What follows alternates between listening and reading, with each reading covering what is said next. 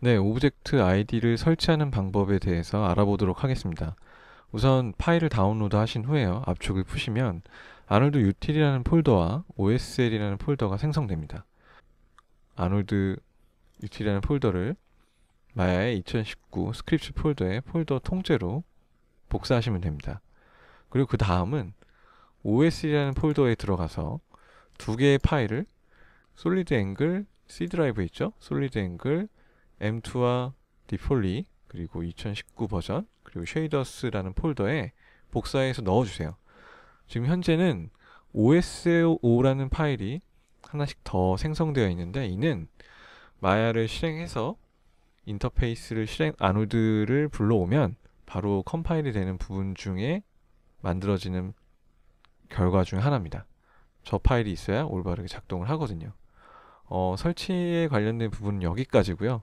굉장히 간단한 부분이기 때문에 이 부분을 잘 따라만 해주시면 바로 사용을 하실 수가 있습니다. 네, 이번에는 마야에서 오브젝트 아이디를 어떻게 사용하는지에 대해서 알아보도록 하겠습니다.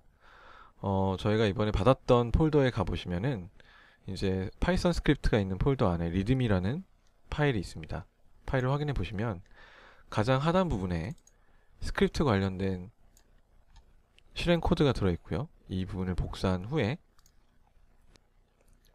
스크립트 에디터에 복사해 넣습니다. 그리고 실행을 눌러주세요. 실행을 눌러주시면 보시는 바와 같이 아놀드 유틸이라는 창이 생성됩니다. 이 유틸을 통해서 AOV의 오브젝트 아이디와 싱글 아이디 채널을 만들고 그리고 지금 보이는 인터페이스에 있는 오브젝트에다가 관련 정보를 넣게 됩니다. 우선은 이 부분을 다 선택을 하시고요. 이 실행된 상태에서 오브젝트 아이디 그리고 싱글 오브젝트 아이디를 각각 어플라이를 한 번씩 눌러줍니다. 이 상태를 눌러놓고 나면 보시는 바와 같이 추가 어트리뷰트에 오브젝트 아이디가 생성되어 있는 걸 확인하실 수가 있는데요. 이제 이것을 어떻게 확인하는지 또 어떻게 사용하는지 보도록 할게요. 우선은 지금 보시는 바와 같이 오브젝트를 선택을 해서 오브젝트 아이디 1을 적용을 하고 2를 적용하고 3을 적용합니다. 아래쪽에는 제가 4로 넣을게요. 그리고 이제 이 모든 걸 하나로 잡고 2를 넣고 바닥은 1을 적용하도록 하겠습니다.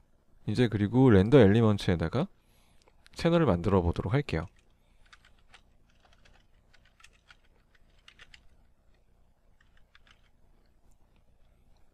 요걸 타이핑 하신 후에 다른 이름을 넣으셔도 무방합니다. 누르고 같은 이름을 또 누르셔도 상관없어요. 자동으로 숫자 1이 붙게 됩니다. 아래에는 알아보기 쉽게 싱글 아이디라고 해서 만들고 또 한번 눌러볼게요. 총 4개의 채널이 생성되었는데요.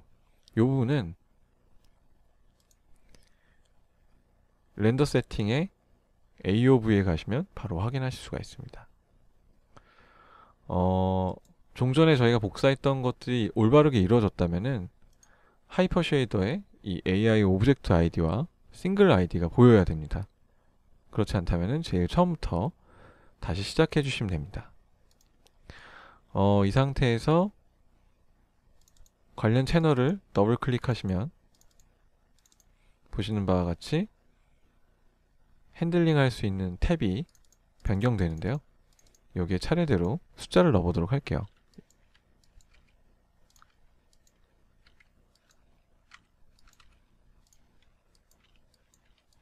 숫자에 대한 부분들은 다른 숫자를 써도 무방합니다.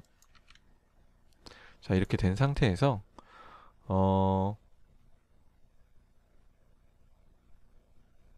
이분에 업데이트 풀스인을 하고요. 현재는 크게 변화가 없죠? 이쪽 채널 관련된 부분을 확인해 보도록 할게요. 눌러주시고 4개의 채널이 생성된 걸 확인할 수가 있는데요. 바로 확인해 보도록 하겠습니다. 보시는 바와 같이 오브젝트 아이디가 종전에 저희가 나눴던 방향대로 출력이 되어 있고요. 싱글도 마찬가지로 잘 되어 있습니다. 그렇다면은 오브젝트 아이디에서 특정 개체의 애트리뷰트를 바꾸고 싶다면은 선택을 한 후에